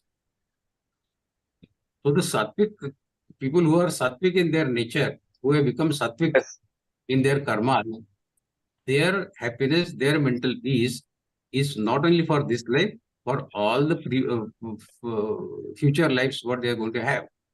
While a Rajoguni or Tamoguni, his happiness is short-lived. At the end of life, when he sits down and he takes account of what he has done in the life, he would say, I have done nothing. Because ultimately, everybody goes empty-handed from this world. Even if he has earned crores of rupees, what is the use of all that? Nothing. He goes empty-handed. In the will that a person writes, only one person's name is not there, that is his own name. Rest all names are there. He cannot write his own name because he is no more there. He will not be there at all. So he writes names of his son, daughter, daughter-in-law, grandson, granddaughter, everybody. But his name is missing because he is not going to enjoy anything after death. Only thing that he will carry with him is his karmas. His karmas will take him to the next life. And his karmas will only decide what kind of next life he will have. Whether as a human being in a good family or whether adhogati. Because if his karmas are not good, he will get adhogati. Isn't it? Yes, sir. And Gita preaches all these basic principles of birth, rebirth, karma, gyan, everything. Yes, sir. Yes. Sir, your statement and I like your statement and also I agree with you, sir. But you have told one beautiful story, sir. A robber and a policeman, a thief and a policeman. But the person like me and the great person like you, sir, we are in the school of thought stream of this Learngeeta. We would think of the next future life and past life and how to adjust with the present life. But the policeman, he will be satisfied. He will definitely discourage himself. A prompt officer like me have to give God to this bloody fellow. So then, what type of the sayings to that type of the person who doesn't know Geeta and all these things? You see, there is a limit to which you can convince people to go on the Geeta way. You see, you try your best to propagate more and more on Geeta, but there is a limit to which it is to be in your good fortune to learn Geeta. Otherwise, out of 140 crores in India, how many people have come to learn Geeta? Yes, sir. Small percentage. It is to be in your good, it is to be in your good fortune to learn Geeta. Yes, you can try to convince people, because we are supposed to do propagation of Geeta. We are supposed to tell good things about Geeta, so that more and more people come our way. But telling them once, twice is more than enough.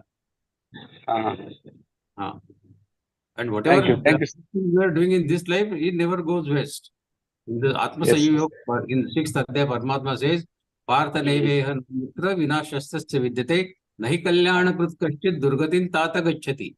Whatever good things we do in this, those people never go down. They never meet their downfall. They will go up and up.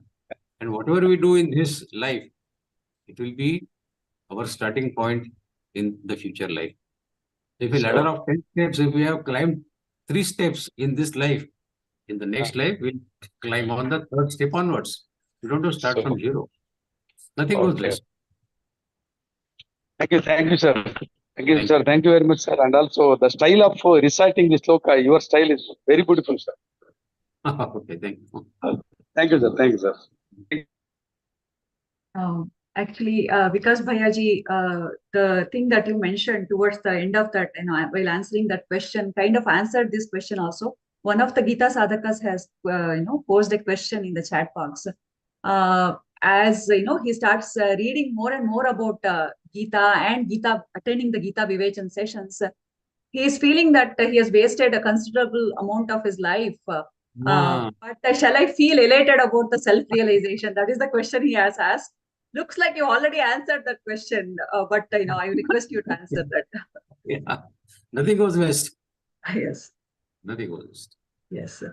So Bhayaji, you have asked this question, just reiterating Vikas Bhayaji's question. So no matter when we start in our life, in this life, it is with the blessings of Shri Bhagavan Shri Krishna. And as Bhayaji said, whatever we do, it will continue from that point onward. So we should feel blessed that at least we are getting an opportunity at whatever point of our life to start this Geeta sadhana. Okay. And there is another question, I think Sunita Didi had asked whether it is possible, whether we have time to, briefly say about the Daivi Gunas.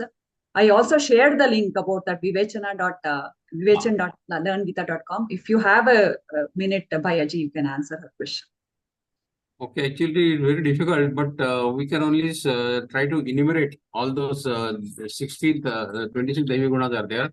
It starts with Abhayam Sattva Samshuddhir Dhyana Yoga Vivasthiti Dhanandamasya Yajnascha Swadhyayasthaparjavam Ahimsa Satyam Krodhas Tyaga Shantir Vaishanam Daya Bhuteshu Loluptam Mardam Rira Chapalam Tejhakshmadati Shvacha Madroho Natimanita Bhavanti Sampadam Devim Abhijatasya Bharata.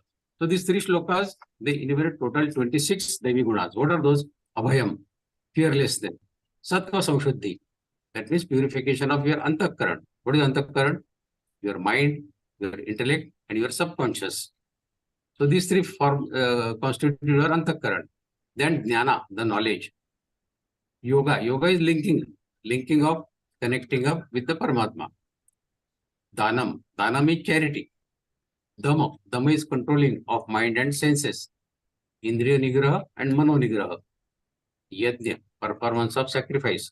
In Bhagavad Gita, yajna has 2 connotations. One is, of course, the traditional yajna, and second is performing your kartavya karma. Your prescribed duty is also yajna.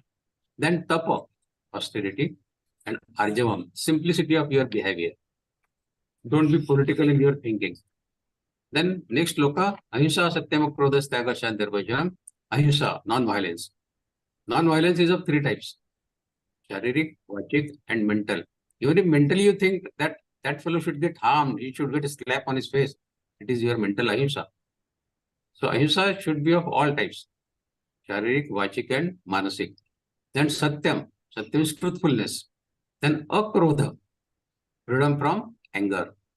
Then tyaga, tyaga is renunciation.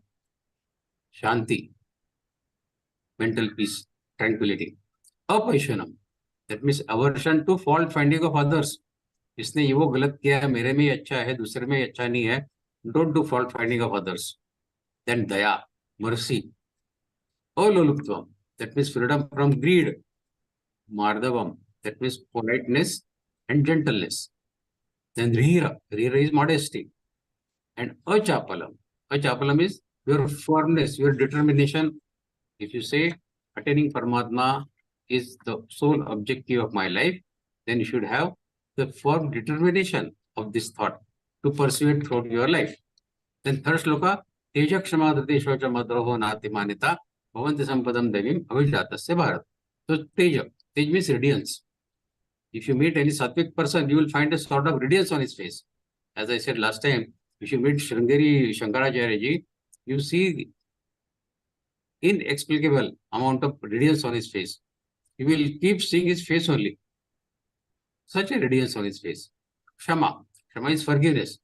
Forgiveness to the extent that that person who has harmed you in this life, he should be pardoned. He should be pardoned by Paramatma, not only in this life, but in all future lives as well.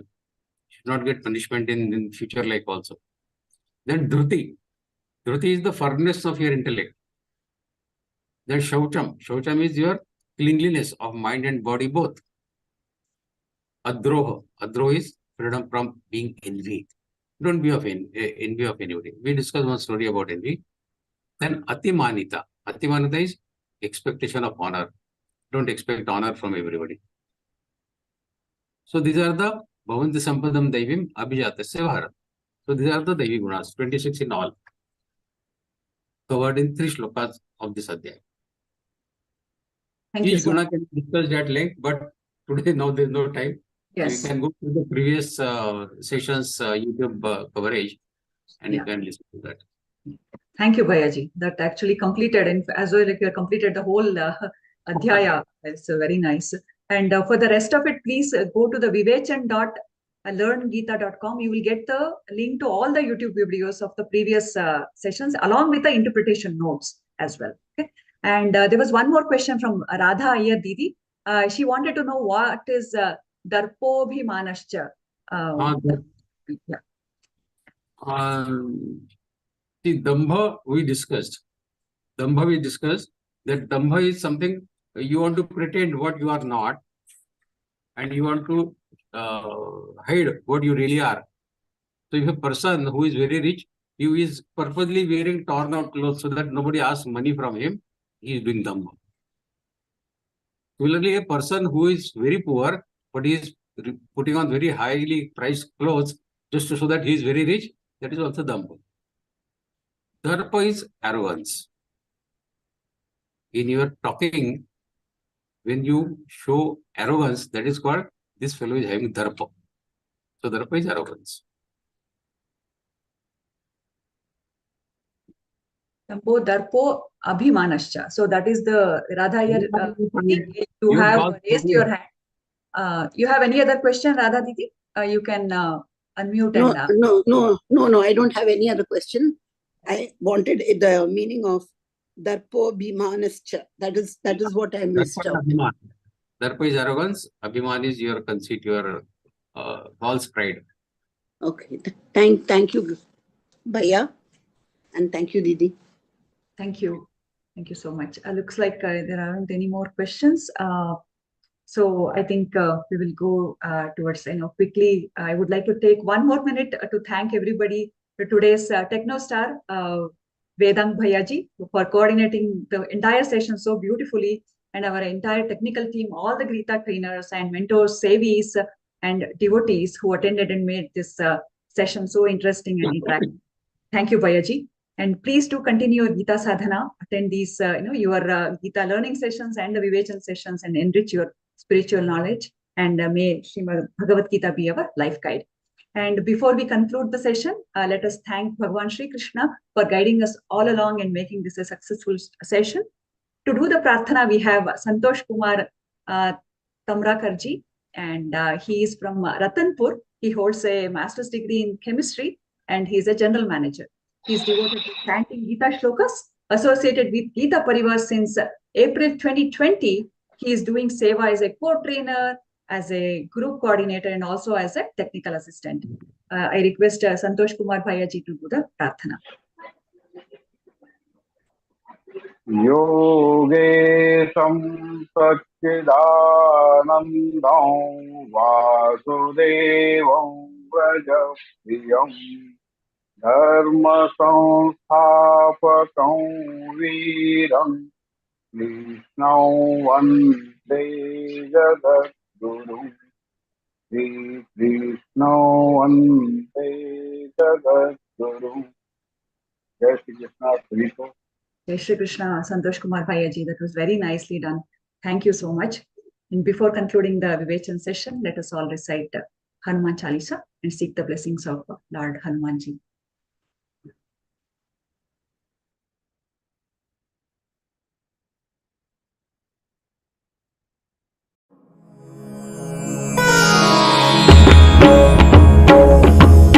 Shri गुरु चरण सरोज रज निज मनु मुकुरु सुधारी बरनउ रघुबर विमल जसु जोदायकु फलचारी बुद्धिहीन तनु जानिके सुमिरौ पवन कुमार बल बुद्धि विद्या देहु मोहि हरहु कलेस विकार। जय हनुमान ज्ञान गुण सागर जय कपीसति लोक उजागर रामदूत अतुलित बल धामा अंजनी पुत्र पवन सुत नामा महावीर विक्रम बजरंगी कुमति निवार सुमति के संगी कंचन बरन विराज सुबेसा कानन कुंडल कुंचित केसा हाथ वज्र और ध्वजा विराजे कांधे मूज जनेऊ साजे शंकर सुवन केसरी नंदन तेज प्रताप महाजगवंदन विद्यावान गुणी अति चातुर राम काज करिबे को आतुर प्रभु चरित्र सुनिबे को रसिया राम लखन सीता मन बसिया सूक्ष्म रूप धरि सियहि दिखावा विकट रूप धरि लंक जरावा भीम रूप धरि असुर संहारे रामचंद्र के काज संवारे लाय सजीवन लखन जियाए श्री रघुबीर हरषि उर लाए रघुपति कीन्ही बहुत बड़ाई तुम मम प्रिय भरतहि सम भाई सहस बदन तुम रोजस गावे अस कहि श्रीपति कंठ लगावे सनकादिक ब्रह्मादि मुनीसा नारद सारद सहित अहिसा जम कुबेर दिक्पाल जहाते कवि कोविद कहि सकै कहाते तुम उपकार सुग्रीवहि कीन्हा राम मिलाय राजपद दीन्हा तुम्हरो मंत्र विभीषण माना लंकेश्वर है सब जग जाना जुग सहस्र जो जन पर भानु लील्योताहि मधुर फल जानू प्रभु मुद्रिका मेलि मुख माहि जलधि लांघि गए अचरज नाही दुर्गम काज जगत के जेते सुगम अनुग्रह तुम्हरे तेते राम दुआरे तुम रखवारे होत न आज्ञा बिनु पैसारे सब सुख लहै तुम्हारी सरना तुम रक्षक काहू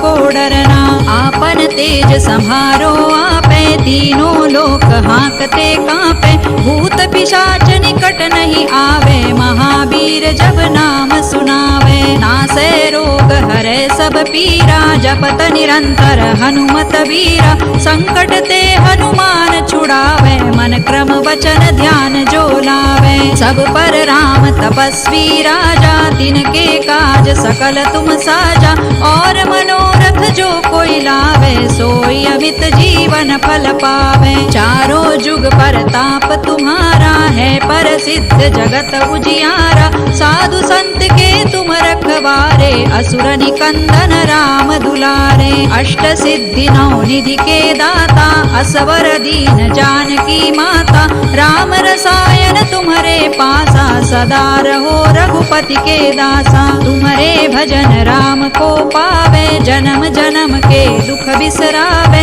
अंत काल रघुबर पुर जाई जहाँ जन्म हरि भक्त कहाई। और देवता चित्तन धरई हनुमत से सर्व सुख करई। संकट कटे मिटे सब पीरा जो सुमिरे हनुमत बलबीरा। जय जय जय हनुमान गोसाई कृपा करहु गुरुदेव की नाई। जो सत बार पाठ कर कोई छूट ही बंदी महासुख होई। जो यह पढ़े हनुमान चालीसा होय सिद्धि साखी गौरीसा। तुलसीदास सदा हरि चेरा कीजय नाथ हृदय महडेरा। पवन तनय संकट हरना मंगल मूर्ति रूप। राम लखन सीता सहित हृदय बसहु सुर भूप। सियावर रामचंद्र की जय पवन सुत हनुमान की जय। उमापति महादेव की जय।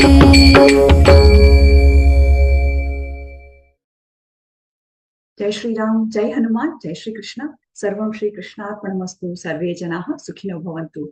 Thank you everybody. Have a very happy and blessed week ahead. Jai Shri Krishna.